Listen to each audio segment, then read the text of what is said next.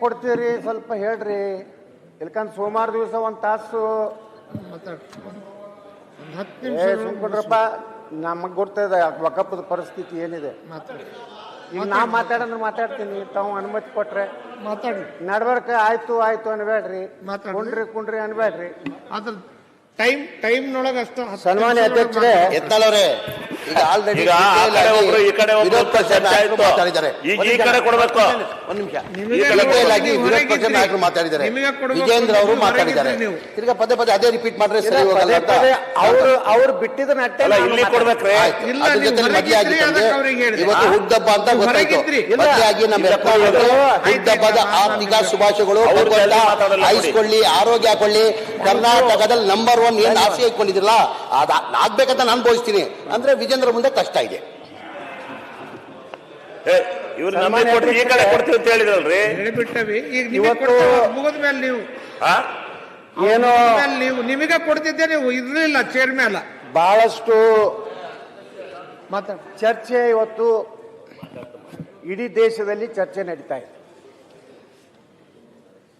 ಇದು ವಕಫ್ ಕಾಯ್ದೆಯನ್ನ ಈ ಸರ್ಕಾರ ಬಂದ ಮೇಲೆ, ಸಿದ್ದರಾಮಯ್ಯನವ್ರ ಸರ್ಕಾರ ಬಂದ ಮೇಲೆ ನಾ ಮಾತಾಡಿಲ್ಲ. ಹಿಂದಿನ ನಮ್ಮ ಬೊಮ್ಮಾಯಿಯವ್ರ ಸರ್ಕಾರದಲ್ಲೇ ನಾನು ಇಲ್ಲಿ ಸದನದಲ್ಲಿ ಮಾತಾಡಿದ್ದೆ. ಅವತ್ತೇ ನಾ ಎಚ್ಚರಿಕೆ ಗಂಟೆ ಕೊಟ್ಟಿದ್ದೆ, ಒಂದಿಲ್ಲ ಒಂದು ದಿವಸ ನಮ್ಮ ದೇಶದಲ್ಲಿ ಈ ವಕಫ್ ಅನ್ನುವಂಥ ಒಂದು ಕರಾಳ ಶಾಸನ ಒಂದು ಬಹಳ ದೊಡ್ಡ ಕ್ಯಾನ್ಸರ್, ಇಡೀ ದೇಶವನ್ನ ಮತ್ತೊಂದು 2 ಪಾಕಿಸ್ತಾನ ಮಾಡುವಂಥ ಒಂದು ಪರಿಸ್ಥಿತಿ ನಿರ್ಮಾಣ ಆಗ್ತದೆ ಅಂತೇಳಿ. ಸನ್ಮಾನ್ಯ ಅಧ್ಯಕ್ಷರೇ, ಇವತ್ತು ನಮ್ಮ ದೇಶ ವಿಭಜನೆ ಆದ ಸಂದರ್ಭದಲ್ಲಿ ನಮ್ಮ ದೇಶದ ಸಂವಿಧಾನದಲ್ಲಿ ಸಹ ವಕಫಕ್ಕೆ ಡಾಕ್ಟರ್ ಬಾಬಾ ಸಾಹೇಬ್ ಅಂಬೇಡ್ಕರ್ ಅವರು ಎಲ್ಲಿಯೂ ಅದನ್ನು ಮಾತಾಡಿಲ್ಲ, ಅದರ ಬಗ್ಗೆ ಪ್ರಸ್ತಾವ ಮಾಡಿಲ್ಲ. ಅದೇ ಪಾಕಿಸ್ತಾನದಲ್ಲಿ ಎಷ್ಟು ಲಕ್ಷಾಂತರ ಹಿಂದೂಗಳ ಆಸ್ತಿ ಬಿಟ್ಟು ಅನೇಕರು ರೈಲ್ವೆ ಹಳಿಯಲ್ಲಿ ಕಗ್ಗೋಲೆಯಾಗಿ ರಕ್ತಸಿಕ್ತದಿಂದ ಭಾರತಕ್ಕೆ ಬಂದವರ ಆಸ್ತಿಯನ್ನ ಪಾಕಿಸ್ತಾನ ತನ್ನ ಆಸ್ತಿ ಅಂತ ಘೋಷಣೆ ಮಾಡ್ಕೋತು.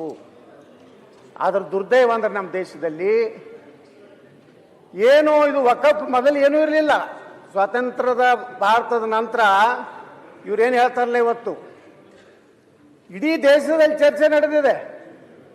ನಮ್ಮ ದೇಶದಲ್ಲಿ ಒಟ್ಟು ವಫ್ಟಾಟ್ ಬಂದಿದ್ದು ಬ್ರಿಟಿಷ್ ಕಾಲದಲ್ಲಿ 1913 ಬಂದಿದ್ದು. ಅವಾಗ ಎಷ್ಟಿತ್ತು? 1913 3,000 ಎಕರೆ ಇತ್ತು ಇಡೀ ಅಖಂಡ ಭಾರತ. 1913 ವಫ್ಟಾಟ್ ಬಂದಿರೋದು. ಎಷ್ಟು? 3,500 ಎಕರೆ ಇತ್ತು. ಎಷ್ಟು ಎಕರೆ ಅದು ಗೊತ್ತಿಲ್ಲ ನನಗೆ. ನನ್ನ ಬಳಿ ದಾಖಲೆ ಅದಾವ್ರಿ. ಜಮೀರ್ ಸಾಬ್ರೆ, ತಾವು ಸ್ವಲ್ಪ ದಯವಿಟ್ಟು ಕೇಳ್ರಿ. ನೀವು ಅಶೋಕರು, ನೀವು ದೋಸ್ತರದಿರಿ, ನೀವು ಏನೇನು ಮಾತಾಡ್ಕೋರಿ, ನನಗೆ ಡಿಸ್ಟರ್ಬ್ ಮಾಡ್ಲಕ್ಕೆ ಹೋಗ್ಬೇಡ್ರಿ.